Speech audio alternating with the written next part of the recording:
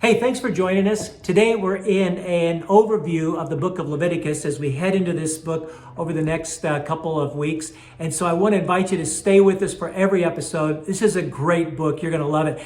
Now, Leviticus really answers for us one central question is, how can a holy God live among a sinful people? And then I think the bigger question is, why would God want to do that? Why would God want to live with sinful people?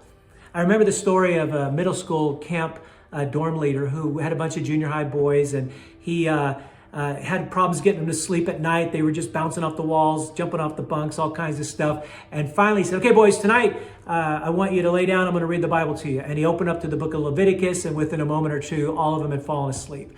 And now, sadly, that's kind of how we approach this book, right? We think it's just kind of boring and it doesn't really apply and we don't understand it and all these offerings and all these numbers and all these things that are going on.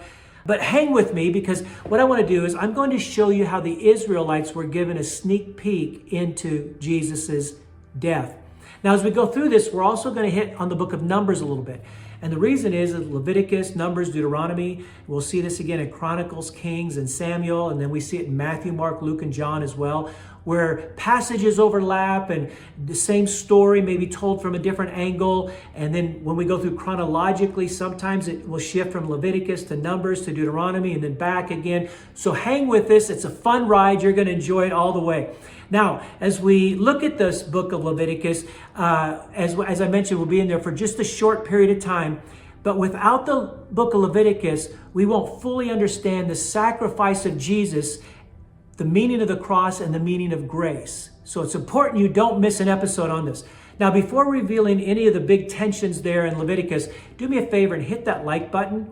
Doesn't cost you anything. It takes 1 second to do it, but it'll really help, and it makes a big deal to all of us. So the tension here we see is, how can sinful people survive in the presence of a holy God? So what you're going to see in chapters 1 through 7 is access to God. God is inviting people into relationship with Him. In 8 through 10, you're going to see the mediators between God and people, the priests. You're going to hear about them and read about them.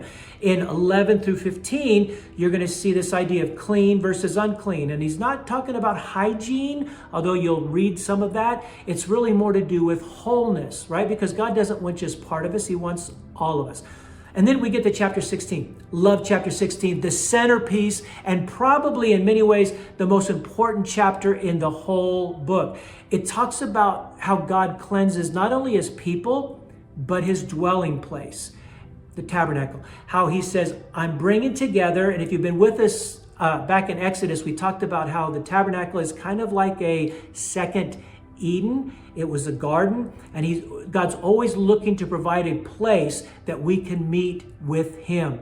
And then in chapters 17 through 27, it's holiness in Leviticus and how He defines it, and He includes this idea of sexual integrity and economic justice and compassion for the poor and fair business dealings and practices, love for your neighbors and the foreigners.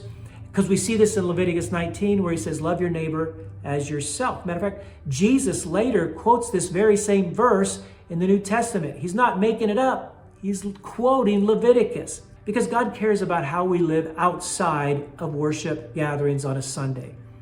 So Leviticus is not a bunch of rules or random laws, right? It's a journey, and I love this. Watch this.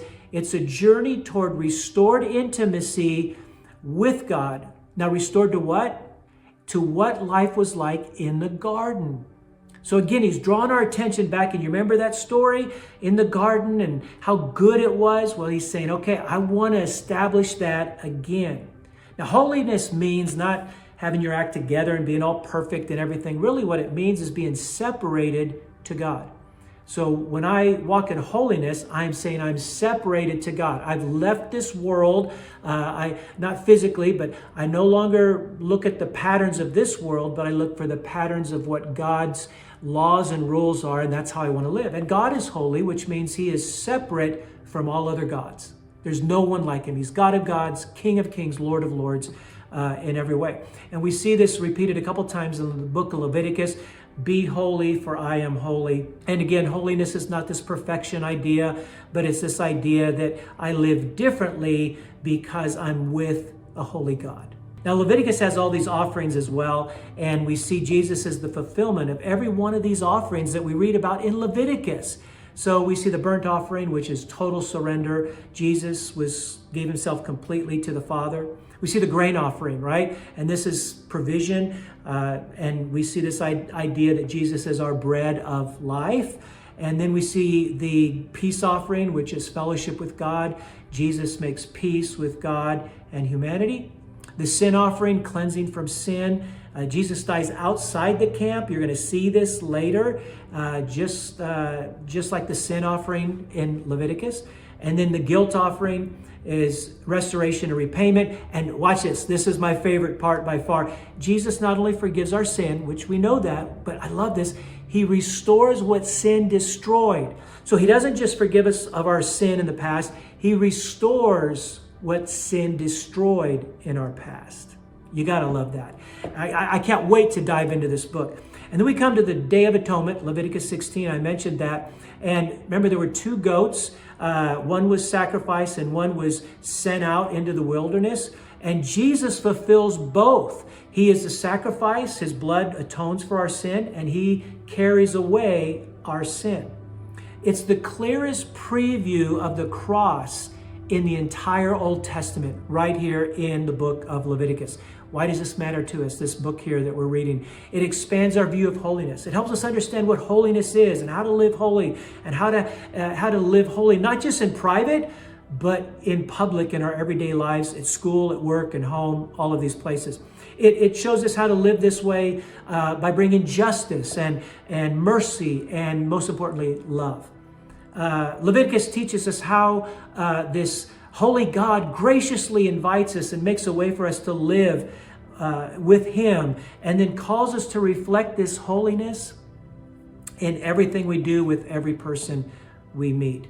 The New Testament echoes this very same thing in 1 Peter, where it says, "Be holy, for I am holy." So even Peter caught on and quotes back to the book of Leviticus. So I'd love to have you join us in this next series on this book of Leviticus together. And if you've missed any of our videos on Exodus, which we just finished up, be sure and check them out. There are some really gold nuggets in there. Love to have you be a part, and we'll see you tomorrow.